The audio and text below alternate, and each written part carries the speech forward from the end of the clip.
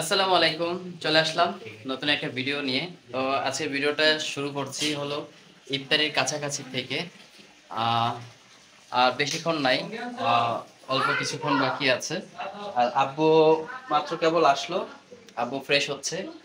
আর আজকের ইফতারি কি কি আইটেম আছে সেটা তো অবশ্যই দেখিয়ে দিব। আর আমরা বাসায় কারা কারা আছি বা কয়জন আছি এটা তো আপনারা প্রতিদিনই জানেন। তবে দিন যাবে আর সবকিছু কমতে থাকবে। কি কমতে থাকবে সেটা তো আপনারা ভালোই জানেন, কারণ সবাই ব্যস্ত হয়ে পড়বে।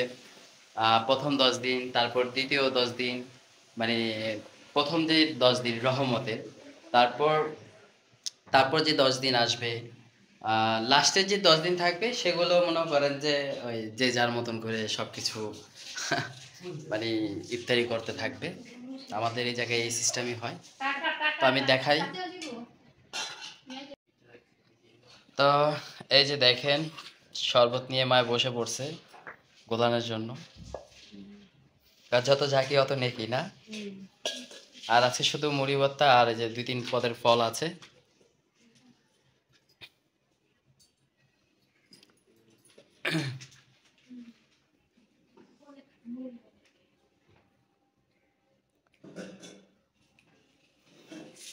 আর কিছু আছে আম্মু?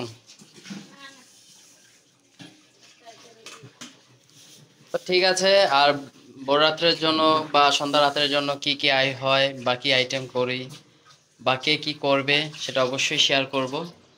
তো ভিডিও জুড়েই থাকেন, আমাদের পাশে থাকবেন আর অবশ্যই সাবস্ক্রাইব করে দিবেন। আর আপনাদের মতামত অবশ্য। মা হলো পুঁই শাক নিয়ে বসে পড়ছে। এটা হলো সন্ধ্যা রাতের জন্য, আর ভোর রাতের জন্য মনে হয় রেডি করতেছে। আর আপনারা সবাই কমেন্ট করছেন যে অনেকগুলোই কমেন্ট করছেন। তো সেগুলোর ভিতরে আপনারা সবাই জানতে চাইছেন যে আপনারা কেন নারায়ণগঞ্জ থেকে ঢাকায় চলে আসলেন। দেখেন, ঢাকা থেকে নারায়ণগঞ্জ কেন গেছি সেটা আমরা বলেছি যে কি কারণবশত আমরা নারায়ণগঞ্জ গেছি। আচ্ছা, এখন আবার ঢাকায় কেন ব্যাক করা হয়েছে সেটাও আপনারা কম বেশ সবাই জানেন। যে কোনোভাবে হোক বা যার ভিডিও দেখেই হোক, আপনারা অবশ্যই জানেন যে আমরা কেন ঢাকা আসি। তারপরে আমি বলে দিই আমরা ঢাকা কেন আসি। দেখেন, আমাদেরকে সত্য দেওয়া হয়েছিল যে সংসার করতে হলে ঢাকায় আসতে হবে, কারণ আহ, তারা মানে সে হলো এই নারায়ণগঞ্জে থাকতে পারবে না, তো ঢাকায় আসতে হবে। তো আমরা ঢাকায় চলে আসি। কিংবা আপনারা দেখতে পারবেন যে সে ভিডিওতে এইসব বলছেও যে 1 তারিখ থেকে আমি শ্বশুর বাড়িতে চলে যাচ্ছি, যদি আদৌ সব কিছু ঠিকঠাক থাকে। উনি এই কথাটাই বলছে লাস্টে। তে এখন যেহেতু আমরা চলে আসি, তার কথা ব্যক্তে সব কিছু ঠিকঠাক হয় নাই। আর সেও থাকবে না আমার কাছে বা আসবে না। তো এখন নারায়ণগঞ্জ যাইতে আমার 40,000 টাকা খরচ পড়ছে। এই বাসার ভাড়া, তারপর সব কিছু দিয়া টিয়া আমার এদিক থেকে বাইর হইতে 40,000 টাকা খরচ পড়ছে। আবার এই জায়গায় আসতে আমার কত টাকা খরচ পড়ছে সেটা আমার মার মুখ থেকেই শোনেন। কারণ আমি সেদিকে যাইনি, আমি ঢাকায় ছিলাম। মা আর আব্বু গেছিল। গাড়ি, তারপর যে বাসা ছিলাম ওই বাসার ভাড়া, এটি সব কিছু মিলাইয়া আমার প্রায় 45,000 টাকার মতন খরচ পড়ছে প্রায়। দেখেন, তারপর বাজার সদাই করলাম, এদিকে আমার 1 লক্ষ টাকা শেষ।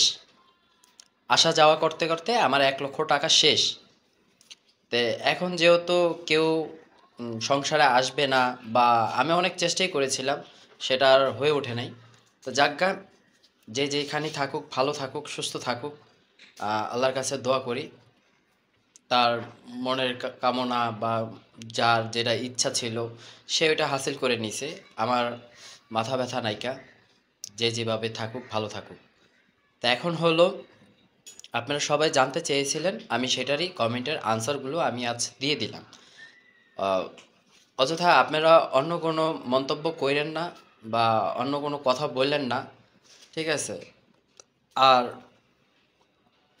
অনেক কথাই বলছেন, সেগুলো এখন আর নাই বলি, কারণ ওই কথাগুলোর আর কোনো মানেই নাইকা বা আর কোনো কথাই নাইকা।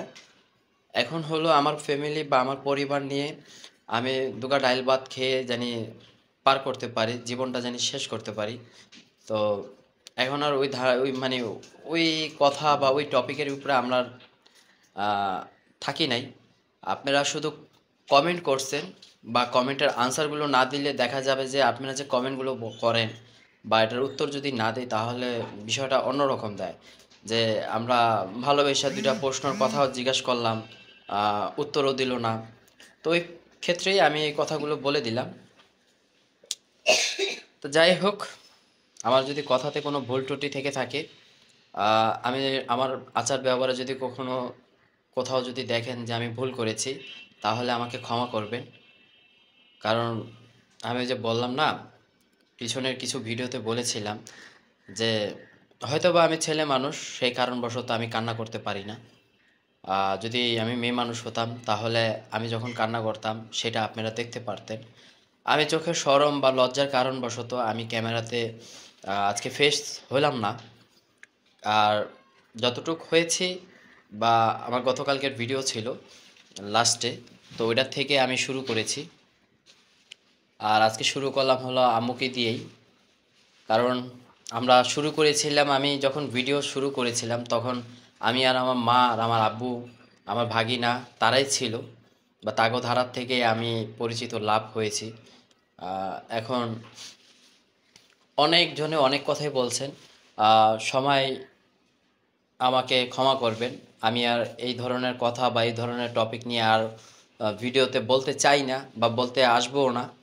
আহ, মানুষ তো দেখা যায় 5 জন ভালো বলবে, 5 জন খারাপ বলবে, এটাই দুনিয়ার নিয়ম।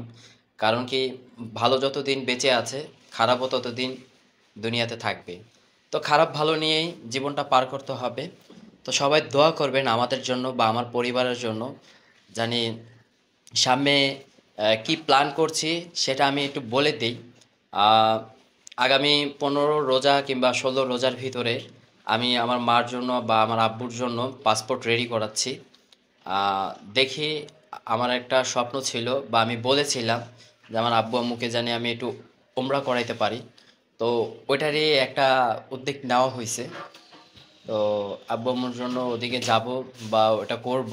এখন বাকিটা সবই উপর আল্লাহর ইচ্ছা। দেখি কতটুকু আমি পারি বা কতটুকু আমি গুছিয়ে নিতে পারি। আহ, বান্দা মানে আমরা তো মনে করেন যে মানুষ, আমরা যেটা বলি বা যেটা করি সেটা কিছু ক্ষেত্রে সাকসেস হয় বা কিছু ক্ষেত্রে সাকসেস হয় না। এখন দেখি আমি যে উদ্যোগটা নিয়েছি এটাতে আমি কতটুকু সাকসেস হইতে পারি। আমার জন্য দোয়া করবেন, জানি আমার আব্বু আম্মুকে নিয়ে সব কিছু ঠিকঠাক মতন করে করতে পারি।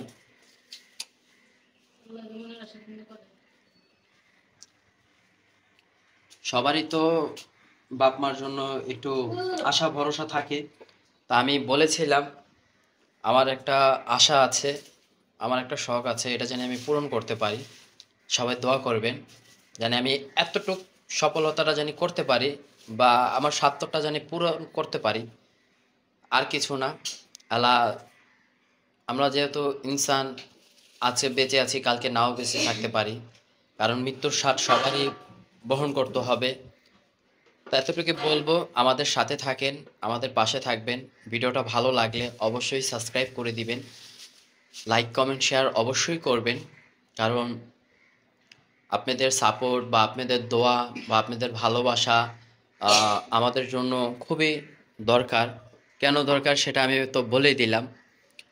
ছেলে হয়ে যেহেতু এই উদ্যোগটা নিয়েছি, আশা করি যে আমি পূরণ করতে পারবো। বাকিটা আল্লাহ ভরসা, সব কিছুই উপর আল্লাহ মালিক ভালো বোঝে।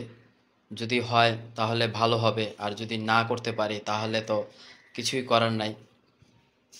দেখি আমি কুরবানির আগে আগে কিংবা কুরবানির পর পর দিয়ে এগুলো সব কিছু কমপ্লিট করে আহ, আব্বু আম্মুকে পাঠাবো। ওটা নিয়ে একটু দৌড়ঝাঁপ চলছে, বা ওটা নিয়ে একটু কাজ চলতেছে। অলরেডি কাজ করা শুরু করে দিয়েছি। যখন সাকসেস হব বা সব কিছু রেডি হয়ে আসবে তখন আমি এটা সামনে নিয়ে আসব। এতটুকু আমি বলে দিলাম, বাস, আর কিছু না। তো সবাই ভুল বোঝেন না, আমার কথাতে যদি ভুল হয়ে থাকে বা আমার কথাতে যদি আপনারা কষ্ট পেয়ে থাকেন সবাই ক্ষমা করবেন। তো সাথেই থাকেন। আর আজকে হলো পাক হবে হলো যে পুঁই শাক আর হলো মুরগির তরকারি। পুঁই শাক দিয়ে মনে হয় ওই যে পাঙ্গাস মাছের মাথা টাথা দিয়ে এগুলো দিয়ে পাকাবে না? আম্মুর মানে বাস্তি খাবে। আর হলো যে মুরগির তরকারি, এটা বড় রাতের জন্য সবকিছু রেডি করে নিচ্ছে। তো আমাদের সাথেই থাকুন, ভিডিওটা জুড়ে দেখতে থাকুন, আশা করি ভালো লাগবে। তো এখানে মা হলো সবকিছু রেডি করে নিছে। এই দেখেন মুরগির মাংসটা আলু দিয়ে আজকে হবে পাক, রান্নাটা হবে। আর এদিকে দেখেন সবকিছু মানে মশলাগুলো সব, এটাকে কি বললাম, কষানোর জন্য নাকি? তো মশলা কষাইতেছে আর আম্মু হলো সবকিছু রেডি করে নিছে। এটা দিয়ে ভোর রাত্রেও খাওয়া হবে আর হলো সন্ধ্যা রাত্রেও খাওয়া হবে। পুঁই শাক রাঁধছে হলো ওই যে পাঙ্গাস মাছের মাথা টাথা দিয়ে, ওই যে আমার ভাস্তি হলো খাবে। তো এদিকে অন্ধকার তো সেই জন্য দেখানো যাচ্ছে না। আমার ভাস্তি হলো শুয়ে আছে আর গেট লক করা, তো তার জন্য জায়গা অন্ধকার। তো আজকে পাক হলো মানে আমাদের এই জায়গায় রান্না হচ্ছে হলো এই আইটেম, পাঙ্গাস মাছের মাথা দিয়ে আর হলো পুঁই শাক দিয়ে আর মুরগি আলু দিয়ে ভুনা হবে। বেশি ঝোল করো না, হ্যাঁ, ভুনা ভুনা করো।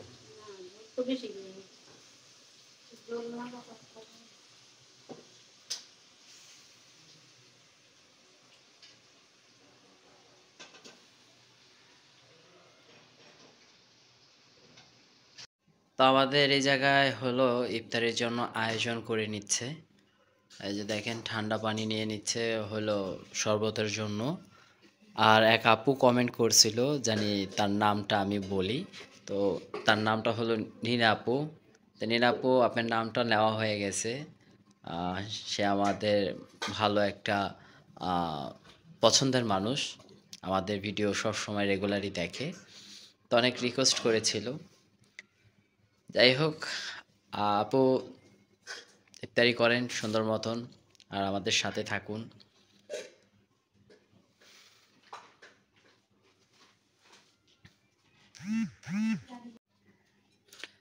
আজকে মুড়ি ভর্তা কে মাখবে?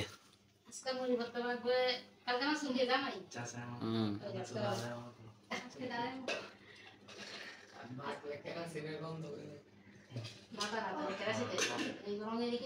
নাও তাহলে মাখো মাখো, তুমি মাখো, সবকিছু রেডি করে নাও।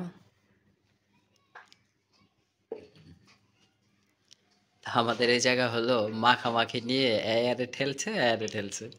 আর আব্বুরে বললো, যে আব্বু বলতেছে যে কেরোসিনের গন্ধ করবো, মানে এই যে রং লারে না, তো সেটা ওই যে উঠানোর সময় তো দেখা যায় কেরোসিন, তারপর আরো কিছু দিয়ে উঠাইতে হয়। আমি সাবান দিয়ে হাত দিল না, ওই ফ্লেভারটা রয়ে জায়গা। হুম। তো সেজন্য আবার দিলাম বানানোর জন্য। তো এখনো 6টা বাজে নাই, আর মনে হয় 3-4 মিনিট বাকি আছে। বললাম হলো সবকিছু রেডি করে নাও।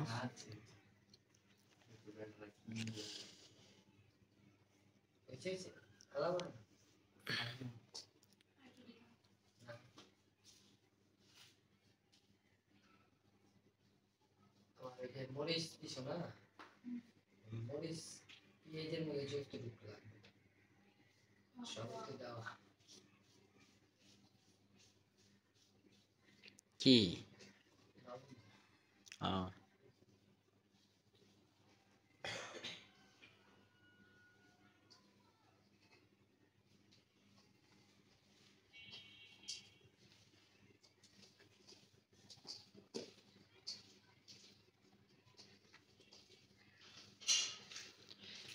তো ঠিক আছে, আমরা ইফতারিটা করি, ইফতারিটা শেষ করি। তো সবাই ভালো থাকবেন, সুস্থ থাকবেন। আজকের মতন বিদায় নিচ্ছি। আসসালামু আলাইকুম, আল্লাহ হাফেজ।